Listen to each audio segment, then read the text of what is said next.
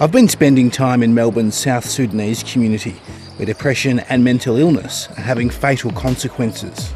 According to community health groups, suicide is one of the leading causes of death among young men here, and since the COVID pandemic, community leaders say there's been a spate of mental health related deaths. We started at a local basketball training session in Melbourne's southeast. Nabil Amum is watching on. His son Oyidi used to play here. Oyidi is a very friendly young person. He likes hanging around. He's very friendly. He's a very vibrant, and he always like a sport.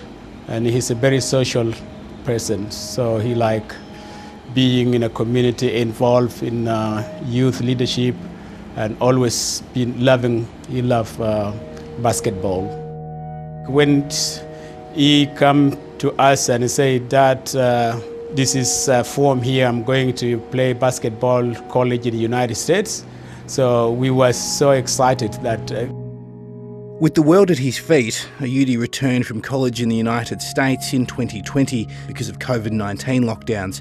But his mental health soon took a turn for the worse. In March 2021, there was an episode. He thought he wanted to take his life. Life is not worthy, and so then we say, what's going on? Why? What happening? Then he was admitted to hospital in 3 weeks, or less than 3 weeks from the time he was discharged from hospital. So then he took his life. Then when police come and knock, it was a bad experience. This is something actually I would not forget in my life. Suicide in the South Sudanese Australian community is relatively prevalent, or it's around, isn't it? In fact, the suicides and mental health in general, in the South Sudanese, particularly the young male, is something is completely out of control. Young people are taking their lives.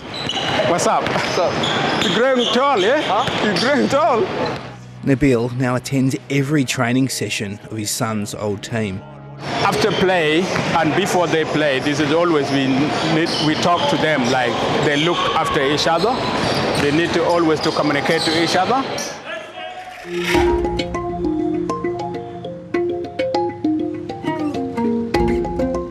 Hey James. Hey, good mate. How's it going? Good to see you. How are you? So this is the Empire. In Melbourne's southeast, James Luck balances his 12-hour-a-day job as a truck driver and raising 9 children with running this local R&B club for Dandidong's bustling Sudanese community. I was pretty much just trying to provide a platform that I didn't have when I was growing up. The club is a safe place for the community to discuss their challenges with mental illness. Were you thinking about mental health a lot because you were losing people close to you? Yeah, 100%. I've lost about 7 friends from purely mental illnesses. When we were growing up, mental health was something we don't talk about. And then that really affected me because I've lost so many friends that I grew up with. And that's when I was like, wait a minute, if I don't do anything about it, then I may even lose myself as well. James says since COVID lockdowns, the issue has worsened. It reminds me of what I went through. So every time I hear a child or a teenager commit suicide, it takes me way back. The taboo nature of mental illness means it's rarely discussed in the community. Because most of these youths, they really do spend more time schooling than they are home. So basically, there are so many issues that the parents don't know about. So let's say, for example, if they're getting bullied at school, let's say there's racist friends or this and that. These are really contributing towards South Sudanese youth because when they go home, they don't talk about it. Is racism a factor? 100%, most definitely. It's one of the factors. So, for example, let's say if you're doing good in the community and then you hear in the media that African gang. So pretty much they're really demolishing all the goodness that you have within yourself. Over the last 2 decades, the blue-collar suburb of Footscray has seen an influx of African migrants and refugees. Medium size? Medium size. It's here we meet a group of young Sudanese Australian leaders and parents dealing with the issue of mental health.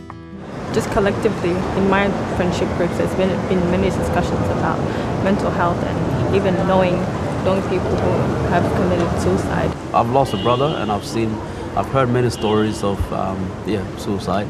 Every mother or every family in the community always live in fear that at the night, if all your children are not home, are not inside the house, you always live in fear. Police will knock at any hour and break the news.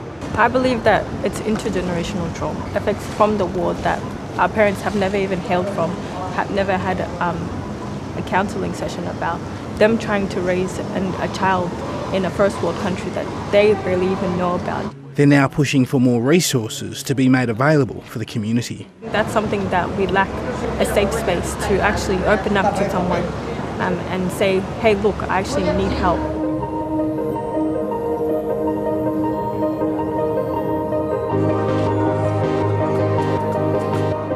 Many of those within the Sudanese community in Australia have escaped extraordinary hardship, and for some, the struggles haven't ended after arriving in the lucky country. But there's an overwhelming sense of optimism about the future. A bit nervous since I'm pretty much by myself, but I have support with me. What's it like growing up as a young African man in Australia? It's a bit difficult. You get people who judge you, but I don't care. I just do what I love to do. Sometimes it's a bit hard because you face a little bit of racism here and there, but overall it's pretty exciting. James Luck says for this generation to overcome the scourge of suicide, awareness is key. I was suicidal once. I was also mentally ill for so long. I kept it to myself. But now I'm talking about it. I'm telling people, I'm freely talking about it. What are you doing here today? Were you training or are you just... Nabil Amum now dedicates his life to his son's memory. He started a foundation and recently completed a fundraising walk from Melbourne to Sydney.